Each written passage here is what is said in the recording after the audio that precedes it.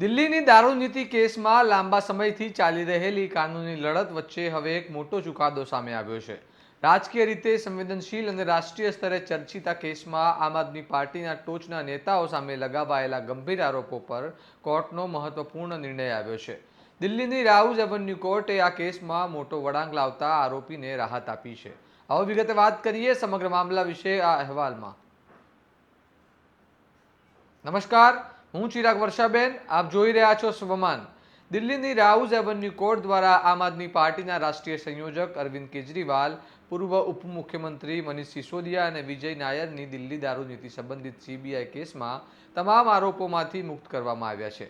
Special જજ જીતેન્દ્ર સિંહે પોતાના આદેશમાં નોંધ્યું કે સીબીઆઈ આરોપો સાબિત કરવામાં નિષ્ફળ રહી છે અને કેસમાં કોઈ સ્પષ્ટ ગુનાહિત કાવતરું કે વિશ્વસનીય પુરાવા રજૂ થયા નથી।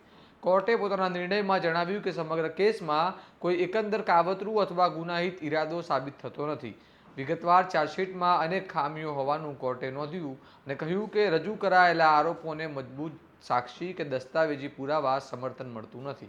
ખાસ કરીને મનીષ સિસોદિયા સામે કોઈ પ્રથમદર્શી કેસ પણ સ્થાપિત થયો નથી એવી નોંધ પણ કરવામાં આવી છે। અરવિંદ કેજરીવાલ અંગે પણ કોર્ટે કહ્યું કે તેમની સામે કોઈ નક્કર સામગ્રી વિના આરોપ મૂકવામાં આવ્યા હતા।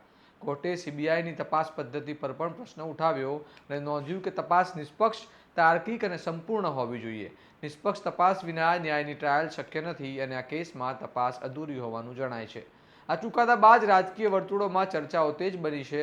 હવે જોવાનું રહેશે કે સીબીઆઈ આ નિર્ણય સામે ઉપરની અદાલતમાં અપીલ કરે છે કે નહીં અને આ કેસ આગળ દિશામાં આગળ વધે છે કે નહીં। આ મામલે તમારું શું મંતવ્ય છે અમને કમેન્ટ કરીને જણાવો અને આવા વિગતવાર અહેવાલ માટે સ્વમાનની ચેનલને લાઇક, શેર અને સબસ્ક્રાઇબ કરવાનું ભૂલતા નહીં।